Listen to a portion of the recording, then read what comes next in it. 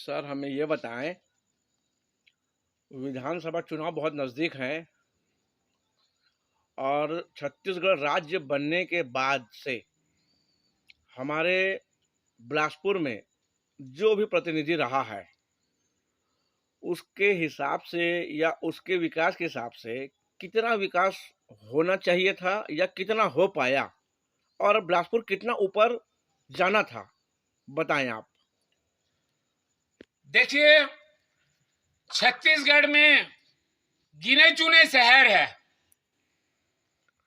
रायगढ़ जिंदल इस्पात के अस्तित्व में आने के बाद रायगढ़ की पहचान बनी।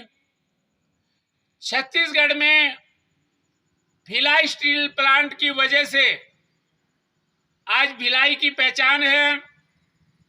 रायपुर राजधानी होने की वजह से एक पहचान बनी है। इसके अलावा छत्तीसगढ़ में अगर कोई दूसरे नंबर का शहर माना जाता है तो वो बिलासपुर माना जाता है। और बिलासपुर को महानगर बनाने के लिए जो प्रयास होने चाहिए थे, जो निर्माण का जो एफएआर है, जो कंस्ट्रक्शन का जो अनुपात है, वो बिलासपुर के मंत्री को नगरीय प्रशासन मंत्री का पद दिलाया बिलासपुर की जनता ने। लेकिन वो इतना असफल मंत्री साबित हुआ कि बिलासपुर का एफएआर तक नहीं बढ़वा पाया, ताकि यहाँ पे बहुमंजिला इमारतें बनती, सरकार को टैक्स में वृद्धि होती, संपत्ति कर में वृद्धि होती। लेकिन दुर्भाग्य से बिलासपुर को ऐसा जनप्रतिनिधि मिला छत्तीसगढ़ बनने के बाद कि संपत्ति कर डबल चला गया। अब मैं आप उस दौर को याद दिलाना चाहता हूं जनता को। देखिए, पिछले 5 साल में मैं किसी पार्टी का दलाल नहीं हूं, ये बात मैं पहले क्लियर कर दूं। पिछले 5 साल में न तो किसी के यहाँ बिजली विभाग का छापा पड़ा है, न किसी के यहाँ नल चेकिंग हुआ है। आपको याद करना होगा कि आज बिलासपुर में खोजने से आपको मुख्य सड़कों पे सार्वजनिक नल नहीं मिलेगा।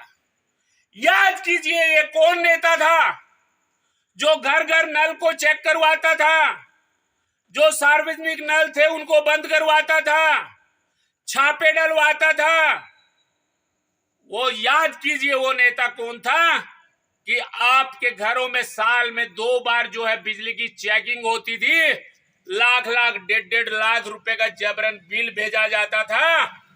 और विकास के नाम पे बिलासपुर का संपत्ति कर दुगना करके चला गया और बोलता है मुझे कठोर निर्णय लेने पड़ते हैं।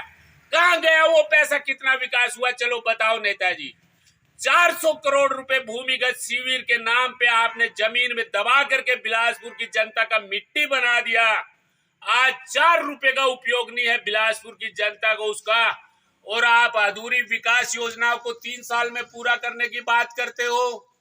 आप 20 साल में नहीं कर पाए तो 3 साल में क्या करो? क्यों जनता को धोखा देते हो नेताजी?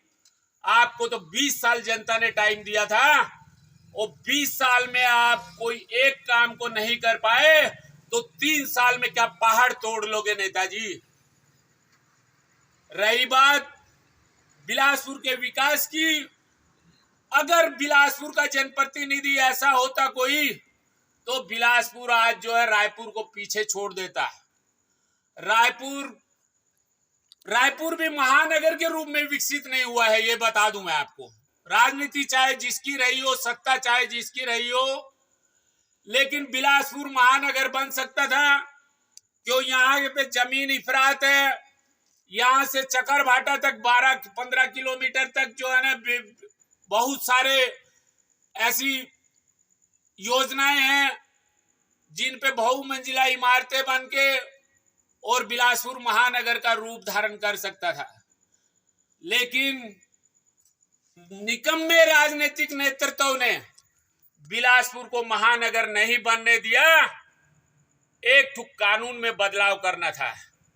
यदि कोई नेता किसी भी पार्टी का हो, ये दावा करता है कि मैं बिलासपुर का विकास करूंगा, अरे आप नहीं विकास करोगे। सुन लीजिए नेताजी, विकास कहाँ होता है? विकास दो चीजों के लिए होता है, वोट के लिए और नोट के लिए।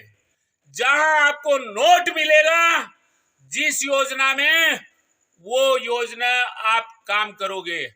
जहां आपको वोट मिलेगा आप वो योजना काम करोगे। नोट और वोट के लिए काम होता है।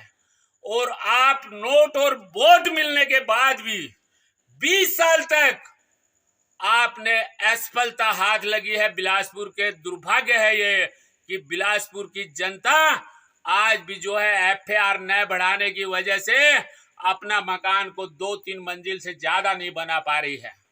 ये बहुत बड़ा दुर्भाग्य है, ये बहुत बड़ी राजनीतिक असफलता है।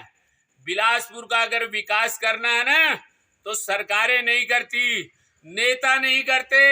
अरे जनता अपना खुद विकास करेगी। आप थोड़ा नियम में बदलाव तो कर दो। आज जो है महानगर बनने में 2 साल का टाइम नहीं लगेगा। आप नियम तो बदलो, आप FAR तो बढ़ाओ, आप जनता को अनुमति तो दो कि तान दीजिए 10 मंजिल। देखिए बिलासपुर का एक एक नागरिक, एक एक जमीन स्वामी, एक एक भूस्वामी माला माल हो जाएगा और नेताजी आपके गुण गाएगा कि लाखों रुपए महीना उसको किराया आएगा।